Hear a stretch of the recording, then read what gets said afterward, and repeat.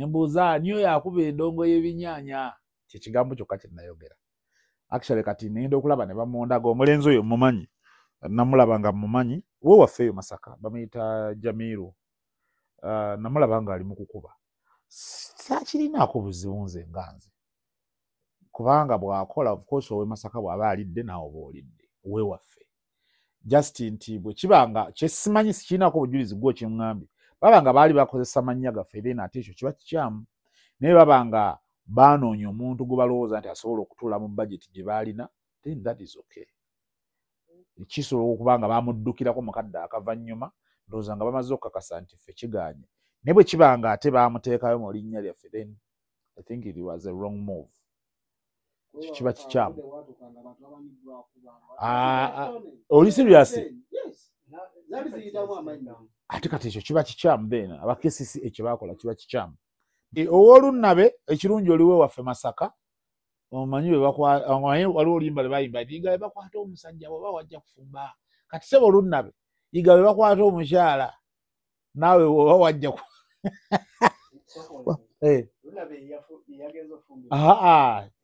bw'aba yasazeewo okubeera n'omukyala abeere naye amukwate bulungi.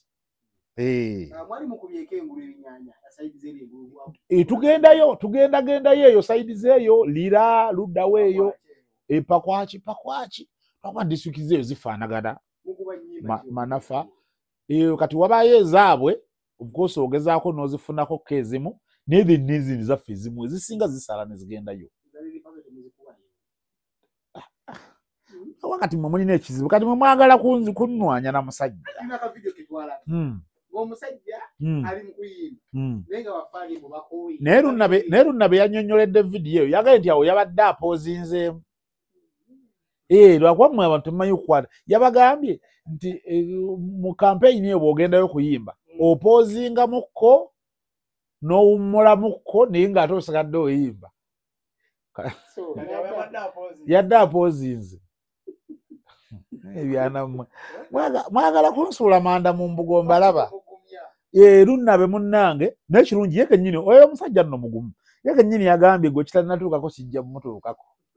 Nawulidde akavidiyo bayadde n'ekasuku oyo Lunnabe yagambye nti gwe kitanatuukako kijja mumutuukako naye yagambye nti ennyimba ze bazimanyi ate era bazimanyi kuba ennyimba za Lunnabe ffe yonna gye tuzikuba badigida naye mbu yabaguddeko nga tebannabawa muceere mbu ne bamutunuulira ng'ayimba bagira bati nga bali mu kugamba mbwa ggwe bw'otyo bw'okoze nga temunnatuwa mmere mu ngeri eyo naye nga mwattu ekyo kintu tekituukako naye Suuna oyo yannyumizaako alina gye yagenda Suuna oyo alina gye yannyumizaako mbu nga abaniga nga waliwo nga bana abalaga mbu bafiirawo ng'abalala baliwe bati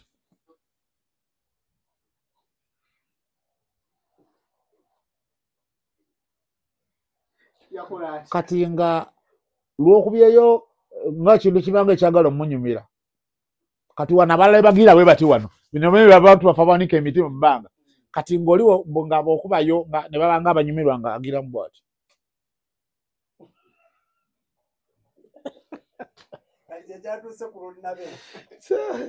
Kati byebyo naye nga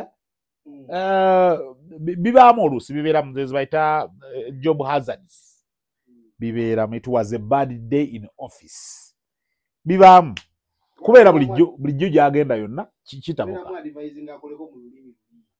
ani yakati gwe bagambyeko nti bibadde bayimba nti babitegeera kyokka ate nze nina era akavidiyo ke nalabyeko ng'abalimu nga abayita baanukula bibaamu oluusi wallahi ya Mungu nina akavidiyo ke nalabye mpozi nga kabadde ka AI aye nno vidiyo ya Lunnabe eyo gye mwalabye nga abantu tebazina eyinza n'okuba yabadde ya AI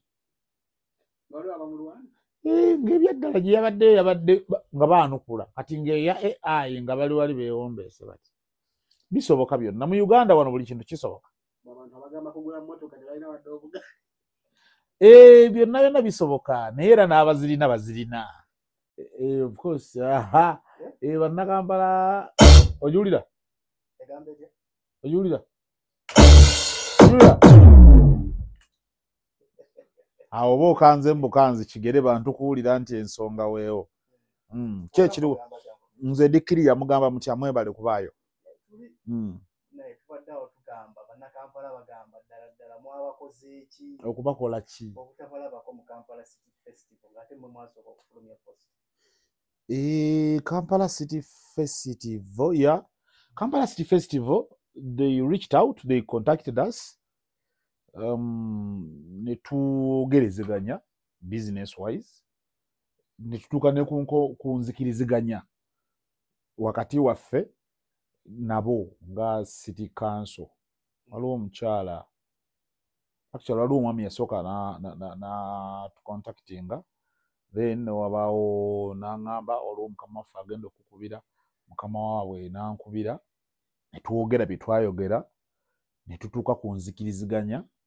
Of course twalina naffe bye twagala nga ffe nga bw'omanyi nti they reached out to us ne balaga nga bayinza obutamiitinga expectations zaffe oba bye twali tusabye bye twali tusuubire okuva gye bali naye ne twogera nga era bizinesi bw'ebeera. Then ne tutuuka ku giwaliise nzikiriziganya. Otatuuka ku nzikiriziganya omukyala n'aŋŋamba nti tujja ku eba n'aŋŋamba agenda kunzirira akole commitment bagiyita batya commitment fee adepositinge kibaita okudepositinga kati kakasa kyetusinga okutegeera abasinga obungi atuweeko deposit ku mulimu ogwo. Naye nga yatutuukirira era in that very week eya show nti lwakuba ne mbagamba kati olw'okuba naffe tuli mu business ready yakutegeka mugana ye obudde buno bwe kibanga kati ku ssaawa eno lw'oli mu kunoonya ba artists tikiri too late for the event. N'abaako bye yannyonnyola engeri naffe endongo gye tuzibeerabo nga tuzitegeka ate ku mutendera ogutatuuka ku eyo level nga nsobola okitegeera nga kitegeerekeka. Naŋŋamba waliwo ebibadde byakuttemu naye bali mu kumaliriza. Naŋŋamba abantu baagizaawo ne batusaba ne bagamba baagala ggwe ne Ssuuna Beeni mujje mukuba endongo y'ebinnyanja. Konze well tewali ttabu.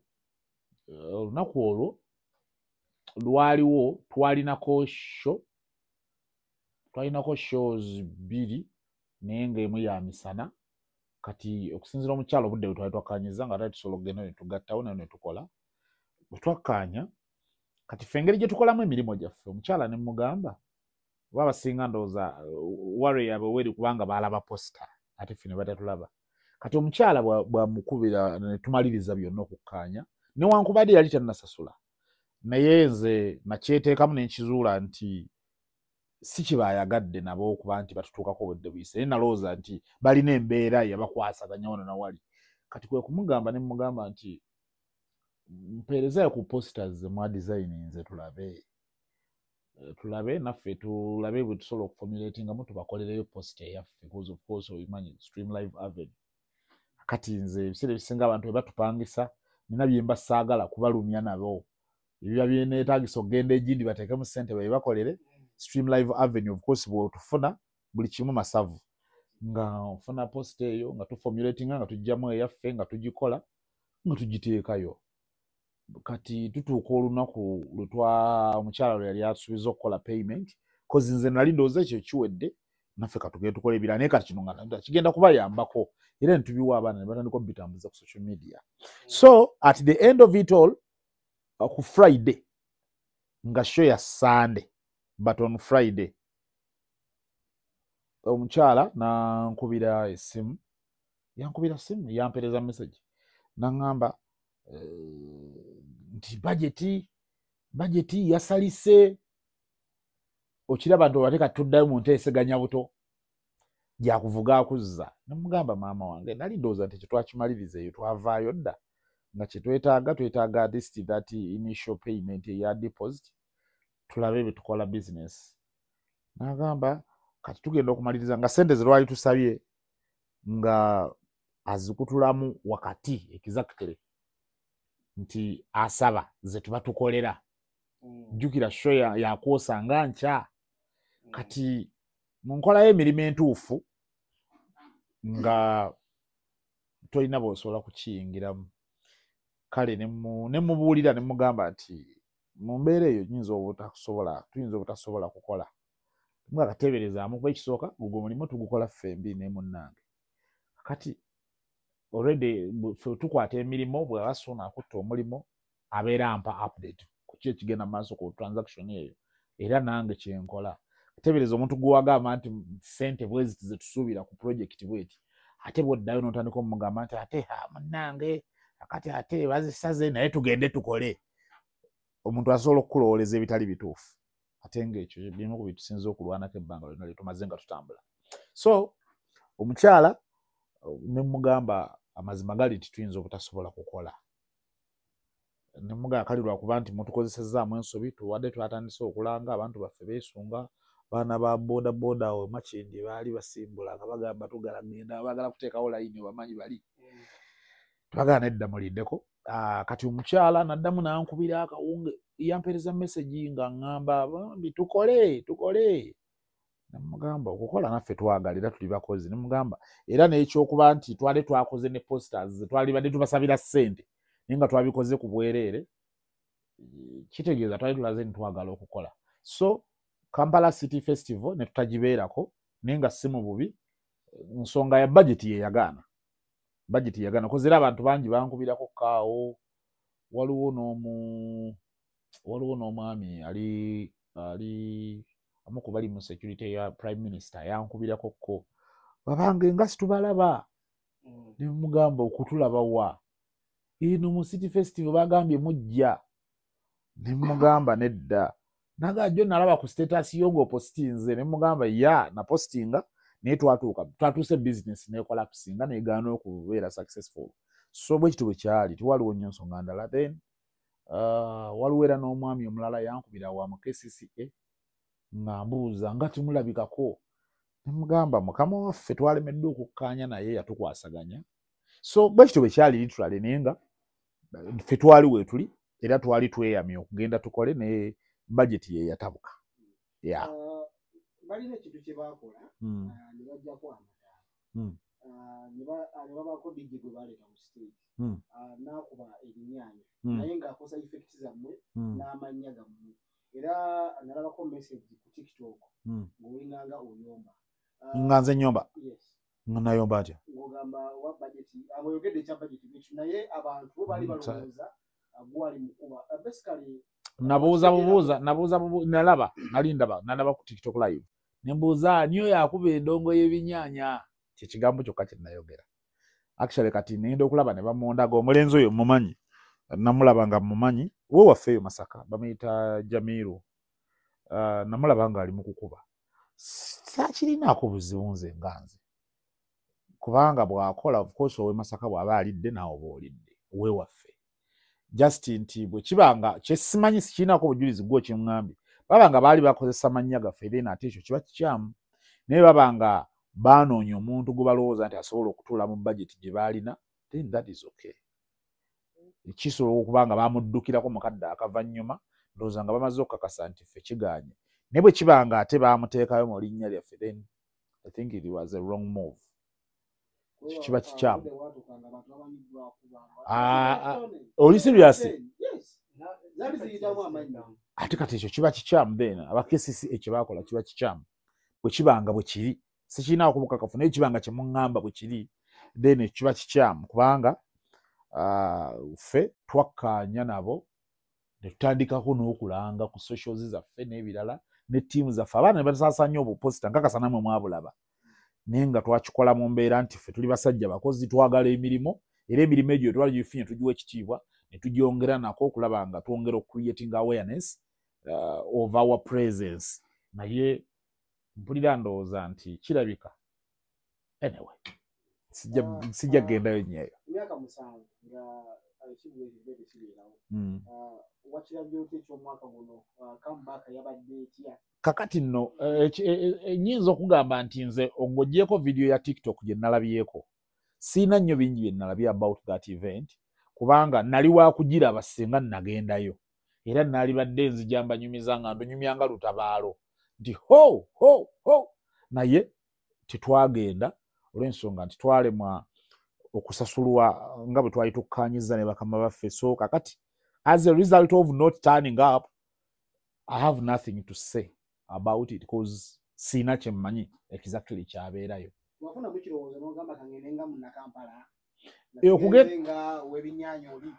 okugenda nga munnakampala n'aligenzeeyo naye kati enkolayo emirimu gino osobola okugendayo ne bikuba kugenda kukubira ndongo bwereere osobola okugenda n'ogikuba cause tugikubyeko abantu mu ngeri y'obwereere naye bwe kiba nga ate oli abadde asoose najja in a business sense kubanga ne ssente zeggambye ze twagaana okugenda okukolera tegyali 10,000 tegyali 20,000 tegyali miliyoni emu tezaali bbiri wabula twali tulina kye twali tusoose okutuukako ku nzikiriziganya. So in a business perspective nga bw'ajja obuzza ate n'asala budget ate era n'osituka n'ogenda nange oba osesa. Munnamasaka muno yakola emikolo wagenda ani Lil Puzzle saagenda naye nalina okugenda cause yali yantegeeza buli kimu kati that day lwagenda nzijukira it was even a Friday. It was a Friday. That day nalina bajjajje waka mu kyalo ng'ate bombi balwadde. Jjajje omusajja n'omukazi kati I couldn't go. Naye Sona yagenda yali ate bw'abaayo mbambaddeyo. Omwagaliza ki because kati Lunabe. Simanyi oba oli mufumbo. Obadde ki? Mbuuza ndigayo obugambo. Okumuwa obugambo osobola obumuwa ate bafaaza abagatta abafumbo bo bafumbo.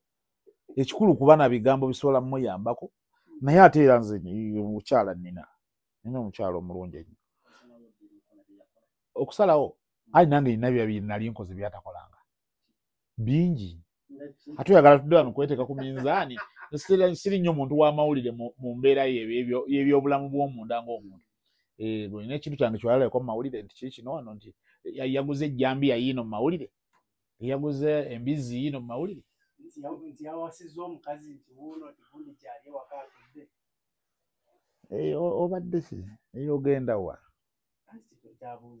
so kati nina nange bye nali nkoze Lil Puzzle yatannakola kati naye kasita ekyo kye yakolako kiri kimu ye ku biyinza bye sinnakola okwanjula omukyala aye nno nyiza n'okuba nange nayanjula nga just mmwe mutamanyi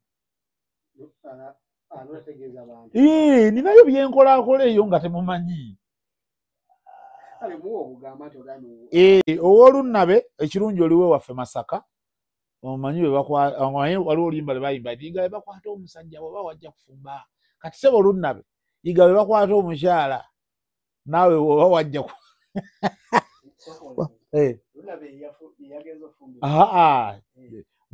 bw'aba yasazeewo okubeera n'omukyala abeere naye amukwate bulungi.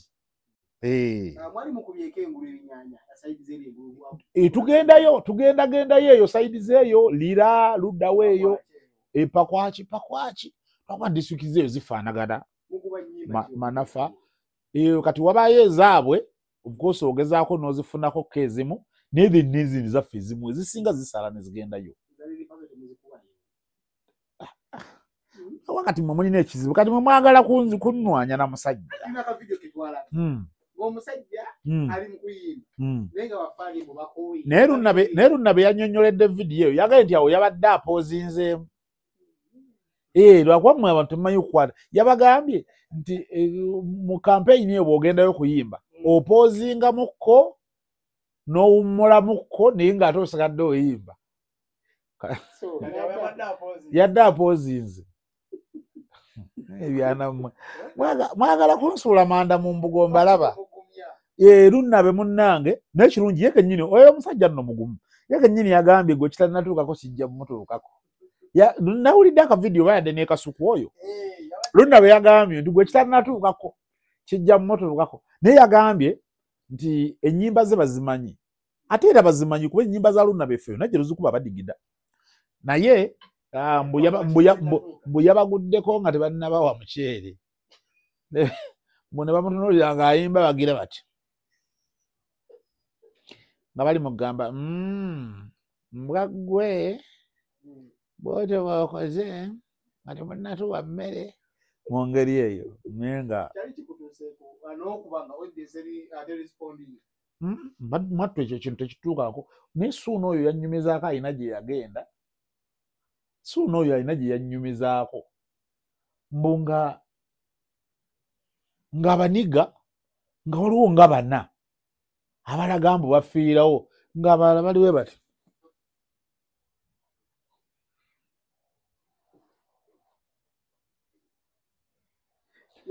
kati nga lw'okubyeyo nga kintu kibanga ekyagala omunyumira kati wano abalala bagira bwe bati wano bino bwe abantu bafa banika emiti mu bbanga kati ng'oliwo nga bw'okubayo ne baba nga abanyumirwa nga agira mu bwati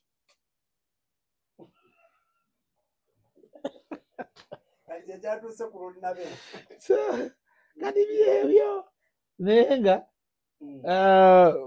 bibaamu oluusi bibeeramu zezibayita job hazards bibeeramu. It was a bad day in office bibaamu kubeera bulijjo gyagenda yonna kitabuka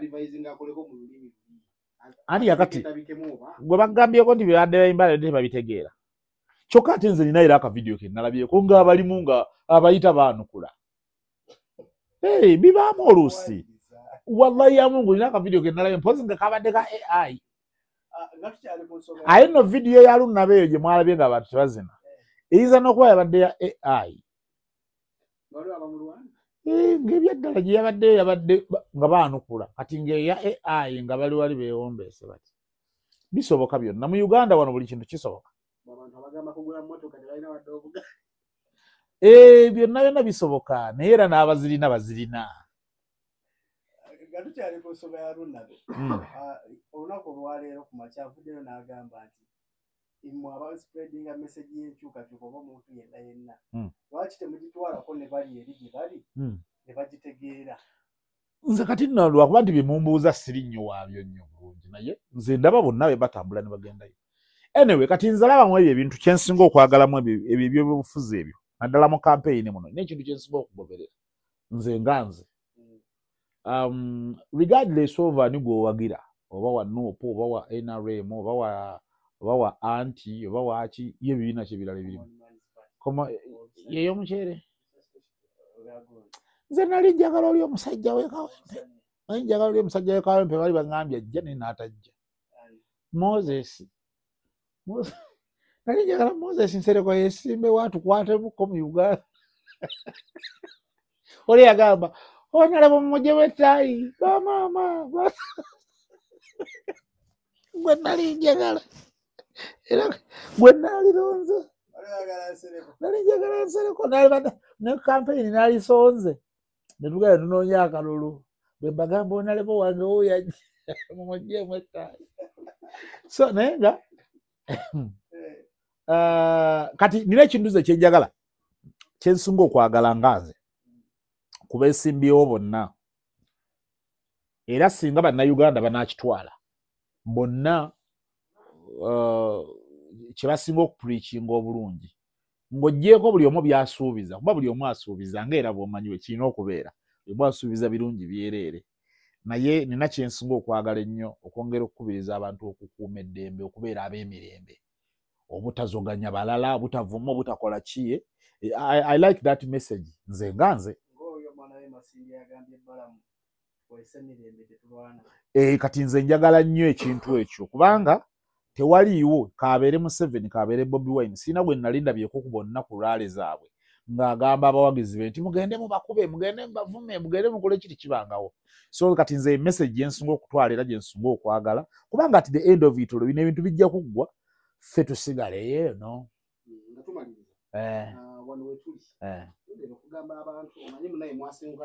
wano kati tuli ku Stream Live Avenue eno company ekola production yenna production mulimu owa radio kola bulango bwa radio bw'amaloboozi obulango bwa radio bwa TV obw'ebifaananyi brand zizonna tuzitembeeta bizinensi yo ebadde ekulemeredde oli eyo yagala kunoonya ngeri gy'ogirangamu gituusa ku bantu Stream Live Avenue eno tukuyambako ate n'engeri y'ekiri nti wendi oba okubya ebinyonyi nga bina n'ejjinja limu kubanga twegabanyagabanya ne tulaba engeri gye tugabanya amasannyalaze abantu ne bategeera brand yo n'ogitegeerera ddala so wetuli tukola bulango bwa makampuni amanene n'amatono bintu binnyo byetukolera wano tukuba ebifaananyi tulinawo photography department yetuyambako okuba ebifaananyi era erimu ttiimu erimu abakugu kukwata videos ku mikolo ne videos z'ennyimba era bwe olaba logo eya Stream Live Avenue ng'omanya omutindo obeera ogutuuseeko so